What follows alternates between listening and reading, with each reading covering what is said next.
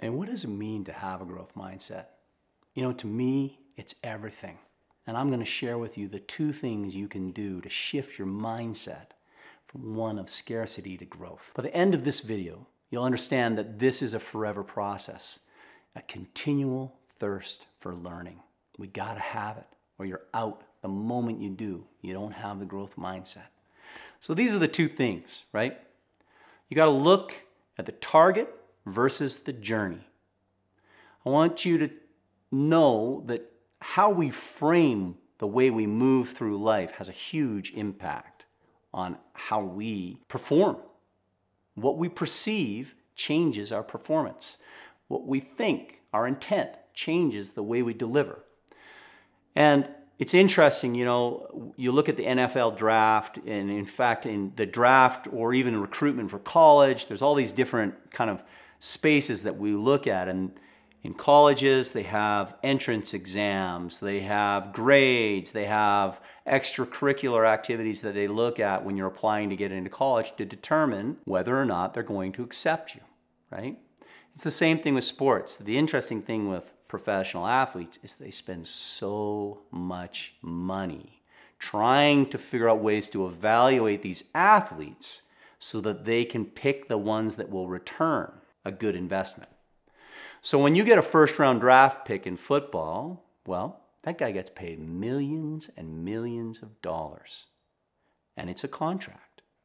And their hope is that they have picked the guy that will deliver based on his past performance in this new stage. Sadly, only about 52% of the guys that get picked in the first-round draft pick return on their investment. That means a good whopping 48% of those guys that are making millions and millions of dollars for their talents that they demonstrated previously don't deliver at the highest level. How can that be? What a terrible investment. This is something that is a quandary that people worry about. It's the same with colleges. I know Angela Lee Duckworth did a study at West Point. They want to understand what is it that allows some kids to be able to continue in the process of education past the first grueling year, and what is it that stops them. This is a source of huge interest on many levels from companies, individuals, and the truth is, it's how you look at it, right? Are you saying when you get selected into college, I made it, I'm set? When you graduate and enter into the workforce, are you saying, yeah, I'm set? Did you get a job with the company that you love? And you're working now at Google and Facebook or wherever it is, and you're like, yeah, I made it, this is awesome. If that is your mindset, then you're in trouble, because step number 2 is don't ever think you've arrived. Stay in the frame of mind that you are constantly striving.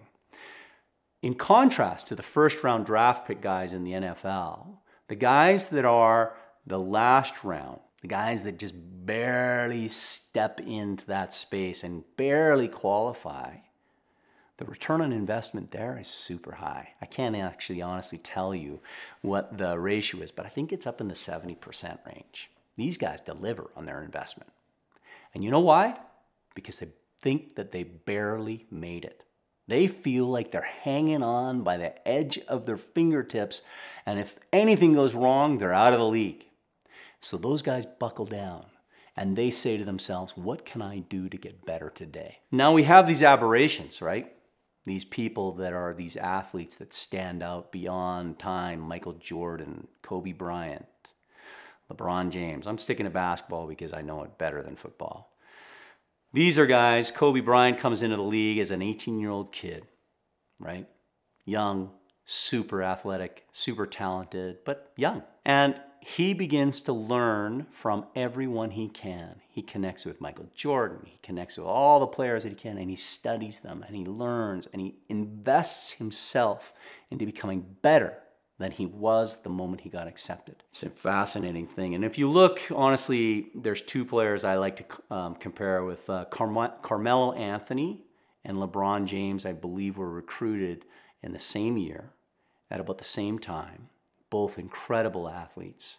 And LeBron James is still going strong, and Carmelo Anthony is not. And it's interesting.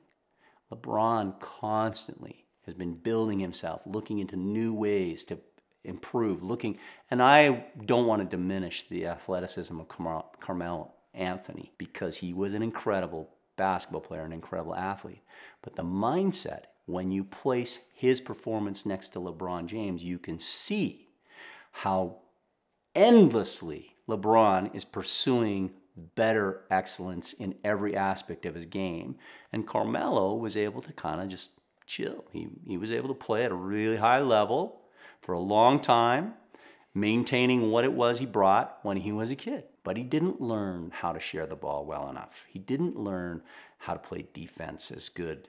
He didn't develop his game beyond what it was. He was there significantly enough to make it equal or equivalent to what you see with the league getting out of LeBron James.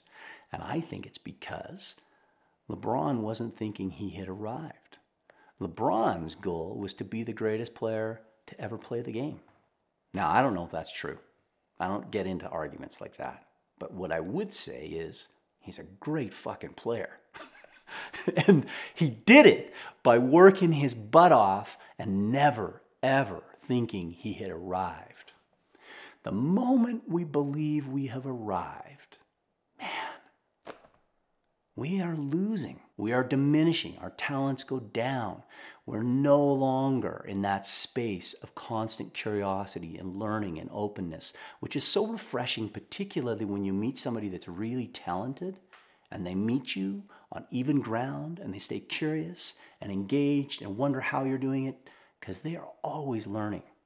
So if you can do that, what we're suggesting as I'm outlining these things, if you can stay in that mindset of never believing that you have arrived, that you're the king, that you're the man, well, it creates a space where you're always going to be curious. Your growth mindset is established. And sometimes it's difficult, right? When you are really exceptional at something, I think that's why it failed. When you're really exceptional and you have people telling you how amazing you are and you're doing really great, you can start to feel like, hey, I got this figured out. I'm better than everybody, and you rest, right? But there's always somebody better. There's always somebody that can teach you more. There's always an aspect of what you're doing that could improve if you're willing to accept that you are not everything. If you're willing to take a piece of humility and hold it in yourself and say, there is always room to grow, right? If you can hold that humility that says, wow, I could learn something from anyone, that's a growth mindset. Deep curiosity that remains from not believing that the target you reach is the final goal, but the process of the journey of life as you move through is the very thing that helps you grow. It is the day by day walking through this journey. And you can do it with grace and humility and power. If you can own that you're strong, but be humble enough to know you will never be as strong today as you are tomorrow if you continue to find ways to improve. Fight for that growth mindset. It's a beautiful thing, and it compounds with returns over years of striving that you will never imagine possible. And now, if you like that, you might want to stick around because I got another video coming up. Like, subscribe, follow, and you can watch how we can face the future without fear. You want a growth mindset? You can't have fear with it.